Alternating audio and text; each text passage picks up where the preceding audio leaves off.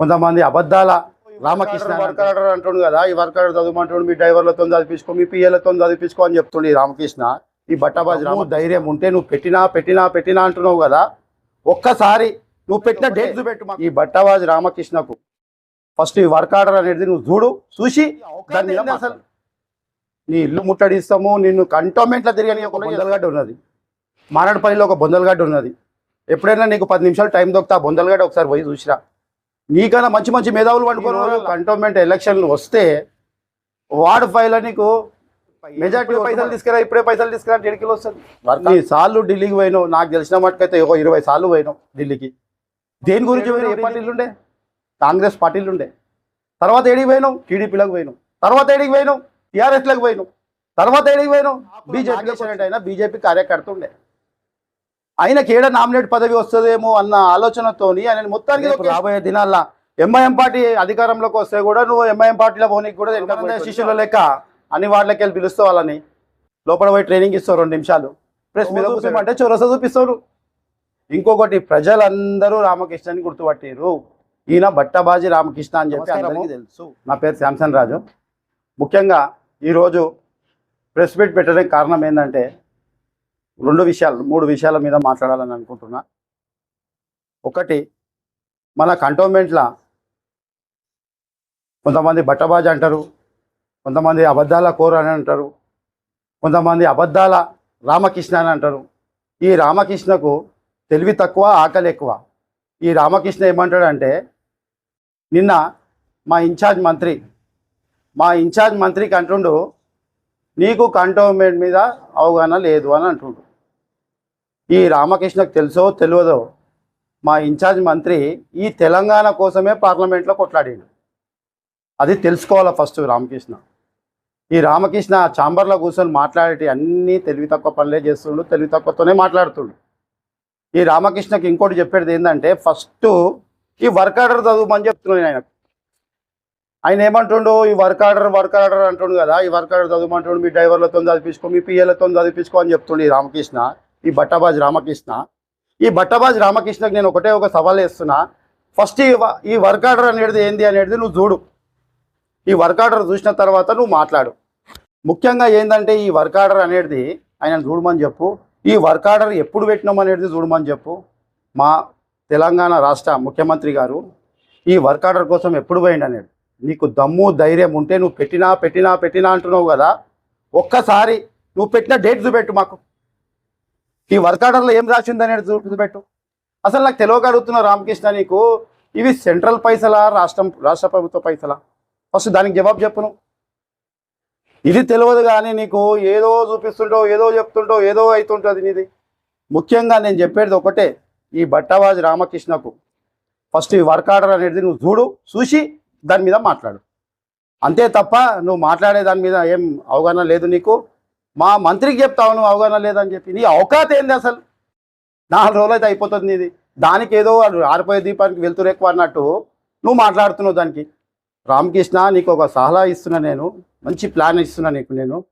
నువ్వు కాంగ్రెస్ కార్యకర్తలతో పెట్టుకుంటే మాత్రము నిన్ను వదిలేదే లేదు.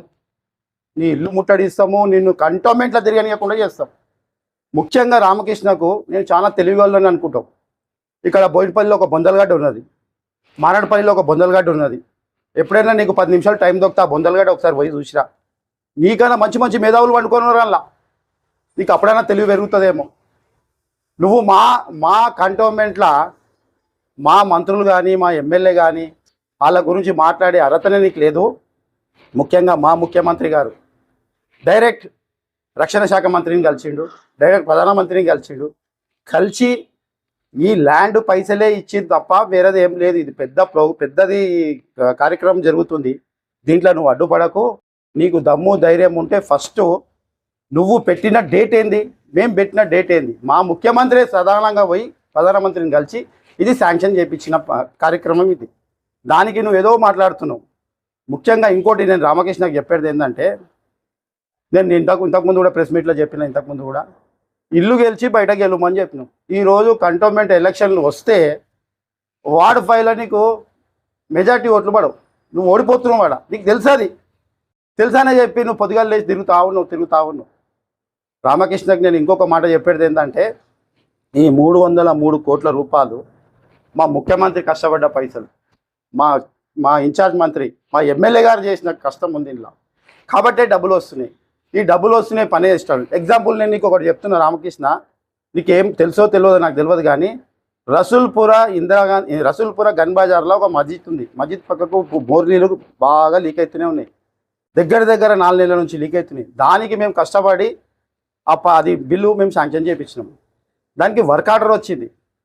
వర్క్ ఆర్డర్ వచ్చిన తర్వాత ఎన్ని రోజులకు పైసలు వస్తాయి? నువ్వు దమ్ముంటే పైసలు తీసుకురా అని అంటున్నావు. వర్క్ ఆర్డర్ వచ్చిన తర్వాత నెలకో 2 నెలలకు పైసలు వస్తాయి. వచ్చిన తర్వాత ఆ కార్యక్రమం స్టార్ట్ చేస్తాం. అంతేగాని నీకు ఇప్పుడే పైసలు తీసుకురా అంటే ఎడికి వస్తుంది? వర్క్ ఆర్డర్ వచ్చింది. వర్క్ ఆర్డర్ వచ్చిన తర్వాత డబ్బులు వస్తాయి. డబ్బులు కూడా మా రాష్ట్ర ప్రభుత్వం తరఫు నుంచే మేము పనులు చేస్తాం. ముఖ్యంగా రామకృష్ణకి ఇంకొకటి చెప్పేది ఏంటంటే, రామకృష్ణ అనుకుంటుండు ఏమని, మనం ఇట్లా ఛాంబర్లో కూర్చొని ఇట్లా చేస్తే ఏదో అయిపోతుంది అని. పబ్లిక్ అంతా హుషారైపోయారు. నువ్వు ఇన్నిసార్లు ఢిల్లీకి పోయినావు, నాకు తెలిసిన మటుకైతే 20 సార్లు పోయినావు ఢిల్లీకి. దేని గురించి పోయినావు ఢిల్లీకి? నీ స్వార్థం కోసం పోయినావు, నీ నామినేట్ పదవి కోసం పోయినావు. ఎప్పుడైనా ప్రజల కోసం పోయినావా? ప్రజల కోసం పోయి ఒక్క పనైనా చేసుకొచ్చినావా? 900 కోట్లు వచ్చేడుతుంది మనకు. 900 కోట్లకి 100 కోట్లైనా తెచ్చినావా? 200 కోట్లైనా తెచ్చినావా? ఖాళీ నువ్వు ఏంటంటే పార్టీలు మారుతూ, ఫస్ట్ నువ్వు ఏడుండే, ఏ పార్టీలు ఉండే? కాంగ్రెస్ పార్టీలు ఉండే. తర్వాత ఏడికి పోయినావు? టీడీపీలోకి పోయినావు. తర్వాత ఏడికి పోయినావు? టీఆర్ఎస్లోకి పోయినావు. తర్వాత ఏడికి పోయినావు? బీజేపీలోకి వచ్చినావు. 1997లో ఆకుల నాగేశ్వర అంటే ఆయన బీజేపీ కార్యకర్త ఉండే. ఆయనకి ఏడ నామినేట్ పదవి వస్తుందేమో అన్న ఆలోచనతోని ఆయన మొత్తానికి దొక్కేసినావు. ఇలా పేరు లేకుండానే చేసేసినావు. ఇట్లా ఎంతమంది నన్ను దొక్కుతావు రామకృష్ణ? ఇంత స్వార్థం ఎందుకు నీకు? కాబట్టి ఇట్లా పార్టీలు మారుకుంటా రేపు రాబోయే దినాల్లో ఎంఐఎం పార్టీ అధికారంలోకి వస్తే కూడా నువ్వు ఎంఐఎం పార్టీలో పోనీకి కూడా వెనక పోయేటోనివి కావు. కాబట్టి రామకృష్ణ, నీ గురించి మొత్తం చరిత్ర మొత్తం పబ్లిక్కి తెలిసిపోయింది. ముఖ్యంగా వార్డు 5లో తెలిసిపోయింది. కాబట్టి నువ్వు వేరే వార్డులలో జోలాడుకుంటున్నావు, ఏ వార్డులో నిలబడాలని చెప్పి తిరుగుతున్నావు. ఎలక్షన్లు వస్తున్నాయనే చెప్పి నువ్వు అన్నీ చేస్తున్నావు. అది పరమానంద శిష్యుల లెక్క అన్ని వార్డులకి వెళ్ళి పిలుస్తావు. వాళ్ళని లోపల పోయి ట్రైనింగ్ ఇస్తావు, 2 నిమిషాలు ప్రెస్ మీద కూర్చోబెడతావు. కూర్చోబెట్టి ఇది అది అని చెప్పినాక మళ్ళీ వాళ్ళని పిలుస్తావు. వాళ్ళని మళ్ళీ యాడ్ చేస్తావను. నీ పని అయిపోయిందంటే కథం. ఇక అట్టే తొవ్వ చూపిమంటే చొరస చూపిస్తావు. నువ్వు మా కాంగ్రెస్ కార్యకర్తలతో కాంగ్రెస్ కార్యకర్తల గురించి మాట్లాడతావా? మా ఇన్ఛార్జ్ మంత్రి గురించి మాట్లాడతావా? అసలు మా ఇన్ఛార్జ్ మంత్రి అంటే ఏం తెలుసా నీకు? ఈ తెలంగాణ కోసం ఎంత కష్టపడ్డాడు ఆయన పార్లమెంట్లో. వీళ్ళు కష్టపడ్డారు కాబట్టి తెలంగాణ వచ్చింది. నేను ఇంకొకటి ముఖ్యంగా చెప్పేది ఏంటంటే రామకృష్ణకు, నువ్వు ఇట్లనే మాట్లాడితే మాత్రం నీ ఇల్లు ముట్టడిస్తాము, నిన్ను కంటోన్మెంట్లో తిరగనీయకుండా చేస్తాం. ఇంకొకటి ఏంటంటే నువ్వు అనుకుంటుండొచ్చు ఏమని అనుకుంటావు అంటే, ఇదేముంది ఒకరోజు ప్రెస్ మీట్ పెడతారు అయిపోతుంది, మనం వాళ్ళని కవర్ చేయొచ్చు వీళ్ళని కవర్ చేయొచ్చు అని. కానీ కార్యకర్తలు అందరికీ తెలివి ఉన్నది, తెలివి లేదని ఎవరు అనుకుంటలేరు. నువ్వు దయచేసి రామకృష్ణ తప్పు అని ఒప్పుకోవాలా. అంతే తప్ప మేము కష్టపడి తెచ్చిన డబ్బులు, మా ఎమ్మెల్యే, మా ఇన్ఛార్జ్ మంత్రి, మా ముఖ్యమంత్రి వీళ్ళు కష్టపడి తెచ్చిన డబ్బులు మేము తెచ్చినామంటే అసలు ఇది ప్రాజెక్టు పని ఎన్ని లక్షలు తెలుసా? 400 కోట్ల రూపాయలది పని ఇది. దాంట్లో వచ్చిందే 303 కోట్లు వచ్చినాయి. దాని గురించి నువ్వు వచ్చిందో లేదో నువ్వు చూపెట్టు, తెచ్చి చెయ్యి అని చెప్పి, అసలు నీకు తెలుసో తెలియదో ముఖ్యమంత్రి కుద్దు ఇక్కడ ఎంపీ ఉన్నప్పుడు ముఖ్యమంత్రికి ఇక్కడ ఉన్న కంటోన్మెంట్ మీద ఉన్న ఏ సమస్యలు ఉన్నాయి, ఏం కథ, ఇవన్నిటి మీద ముఖ్యమంత్రికి తెలుసు కాబట్టి దీన్ని ఇంత పెద్ద శాంక్షన్ చేసినందుకు సంతోషపడు కాకుండా నువ్వు మేం చేస్తే వచ్చింది అన్నాడు. ఇది తప్పు. ఇంకొకటి, ప్రజలందరూ రామకృష్ణని గుర్తుపట్టారు. ఈయన బట్టబాజీ రామకృష్ణ అని చెప్పి అందరికీ తెలుసు. కాబట్టి నేను రామకృష్ణకి ఇంకొకసారి చెప్పేది ఏమంటే, కార్యకర్తల జోలికి వస్తే మాత్రము రామకృష్ణ నేను కంటోన్మెంట్లో తిరగనీయం. ముఖ్యంగా నువ్వు అనుకుంటుండొచ్చు ఇన్ని పార్టీలు చూసినా ఎవరిది ఏంది అనేది, కానీ మా కాంగ్రెస్ కార్యకర్తల జోలికి వస్తే మాత్రం నిన్ను వదిలేది లేదు. నీ ఇల్లు ముట్టడిస్తాం, నిన్ను బయటికి వెళ్ళనీయకుండా చూస్తాం. ఇది రాసి పెట్టుకోమని చెప్పి నేను ఈ సభాముఖ్యంగా కోరుకుంటున్నాను.